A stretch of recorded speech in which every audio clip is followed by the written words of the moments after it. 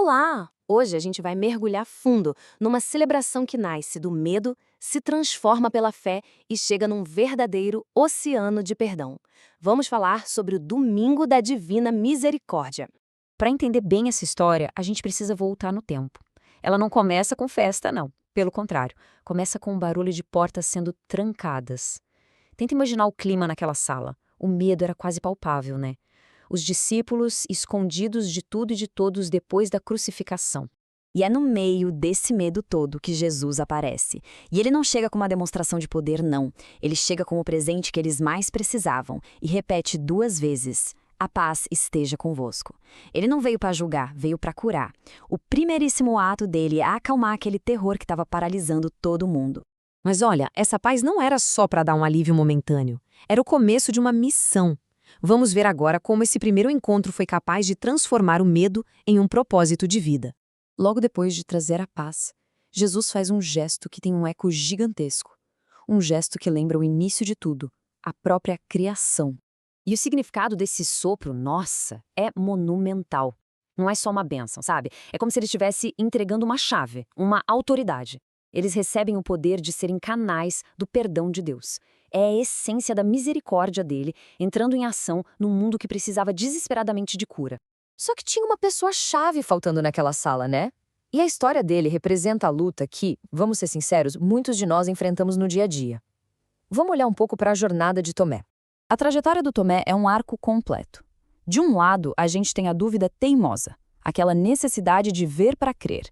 E do outro, a gente tem simplesmente a declaração de fé mais profunda e direta de todo o Evangelho. Meu Senhor e meu Deus. É uma virada de chave total. E a resposta de Jesus a Tomé atravessa os séculos e chega até nós hoje. É um convite para uma fé que confia, uma fé que não depende de prova física, mas que se apoia na promessa que foi feita. Então, ok, como é que essa história tão poderosa do Evangelho se transforma numa festa oficial da igreja? A resposta é bem interessante. Ela vem de uma revelação particular que, com o tempo, se tornou uma celebração para todo mundo. Essa linha do tempo mostra uma jornada e tanto. Começa lá nos anos 1930, quando Jesus revelou a uma freira polonesa muito humilde, Santa Faustina, o desejo que ele tinha por essa festa. E aí, décadas depois, o Papa João Paulo II atende oficialmente a esse pedido e institui a celebração para a igreja inteira.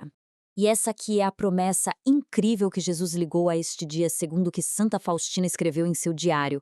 A imagem de um oceano de graças que transborda para quem se aproxima dele. É uma imagem muito forte, né? A gente fala tanto em misericórdia, é a palavra central desse dia. Mas, na prática, o que ela realmente significa nesse contexto? Vamos dar uma olhada mais de perto. De um jeito bem simples, misericórdia é compaixão e perdão. Pensa nela como o amor de Deus em ação. Um amor que se estende até nós, não porque a gente mereça, mas simplesmente porque ele é assim, porque faz parte da essência dele. E é fundamental entender uma coisa. Misericórdia não é só um dos temas do Evangelho. De acordo com o Catecismo da Igreja, o Evangelho inteiro é a grande história da misericórdia de Deus sendo revelada por meio de Jesus. Ok, agora vamos trazer tudo isso para a nossa realidade. Como é que essa mensagem de misericórdia se aplica na nossa vida no século XXI?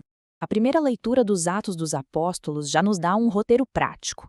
Ela mostra como os primeiros cristãos viviam essa misericórdia no dia a dia, na união, na oração e numa generosidade que era realmente radical. Eles colocavam em prática. E como nos lembra o Papa Francisco, da mesma forma que Jesus apareceu para os discípulos reunidos em comunidade, é na igreja hoje que a gente também encontra com ele, mesmo com todas as falhas e imperfeições que existem. E aqui a história toda se conecta. A jornada dos discípulos e do Tomé viram um espelho para a nossa própria vida espiritual. É um convite claro para a gente abrir as portas que trancamos no nosso coração e confiar. E a gente termina com essa reflexão. O Cristo ressuscitado foi até os discípulos mesmo com as portas trancadas. E hoje ele continua vindo até nós, buscando entrar naqueles lugares que a gente fechou por medo, por dúvida ou por mágoa, oferecendo exatamente o mesmo presente de sempre: a paz.